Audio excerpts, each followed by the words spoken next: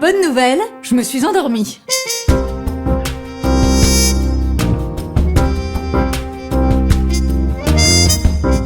C'est parce que je suis la non-recette de l'oraison. Et pendant quelques jours, j'ai un peu oublié que j'avais une casserole sur le feu. Pourtant, le coach nous avait bien prévenu de faire revenir la prière un peu tous les jours. Sinon, ça fait la mauvaise cuisson, ça fait le souffler, il retombe. En bref, j'ai zappé l'oraison. Je sais pas, je me sentais bien, je me suis dit que c'était pas grave pour une fois. Et puis ça m'empêchait pas de penser à Jésus et de lui parler dans ma journée. Sauf que je ne prenais pas de temps gratuit pour être avec lui, l'écouter, l'aimer. Mes journées devenaient fades et ma mission enchaînait les pages blanches. Le drame. Veillez donc, car vous ne savez quand vient le maître de la maison. S'il arrive à l'improviste, il ne faudrait pas qu'il vous trouve endormi. Ce que je vous dis là, je le dis à tous, veillez. Merci. Il était donc temps de me réveiller. Oui, veiller, se réveiller, écoutez, moi j'ai besoin de dormir. Je n'ai pas honte de le dire, je suis une marmotte. Il me faut mes heures de sommeil si je ne veux pas devenir grognon. Qu'est-ce que ça doit être quand t'as pas dormi, voisine? Écoutez, Maurice, je ne vois pas du tout de quoi vous parlez.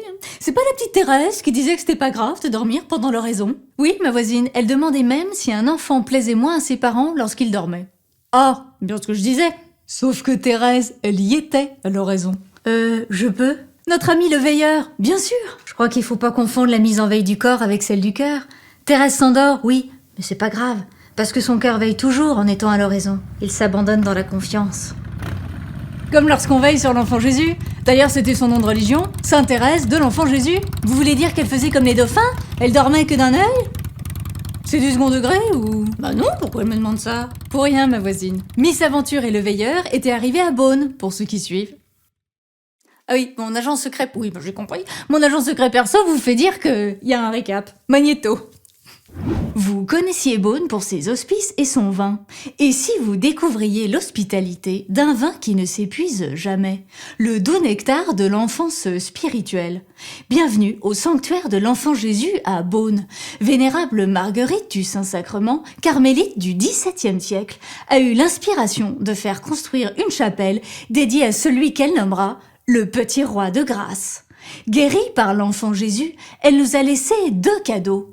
La petite couronne, un chapelet autour des mystères de l'enfance de Jésus et une statue miraculeuse qu'un ami a taillée dans le bois et qui est toujours là. Wow. C'est pas un peu cucu, non? Veiller sur un enfant, je veux dire c'est mignon, mais enfin c'est qu'un enfant, c'est pas encore Jésus. C'est le mystère de son incarnation. Il est pleinement enfant et pleinement Christ. Près de lui, on se tient prêt et disponible pour la grâce dont on ne connaît l'heure. Je pensais comme vous, la voisine, mais quand j'ai prié la petite couronne avec les autres, j'ai compris un truc. On veille sur lui, mais c'est lui qui veille sur nous. Je peux pas mieux le dire, ça me prend aux tripes. Là, j'ai compris que mes pages ne pouvaient s'écrire qu'à l'encre de la prière. Si je ne veille pas, je n'entends plus le murmure de l'inspiration. Veillez et priez. Tiens, voisine. Qu'est-ce que c'est? Une veilleuse. Pour que je la mette en veilleuse? Très drôle. Non, pour que tu penses à donner ta nuit à Jésus et que ton cœur veille toujours avec lui, petite marmotte. Oh merci Maurice. Oh excusez-moi pour tout. Le Christ s'est fait si petit, abandonné à la volonté du Père, entre les mains de Marie et Joseph. L'enfant Jésus nous donne d'être enfants avec lui et de sourire au Père qui veille sur nous. Puise dans les trésors de mon enfance.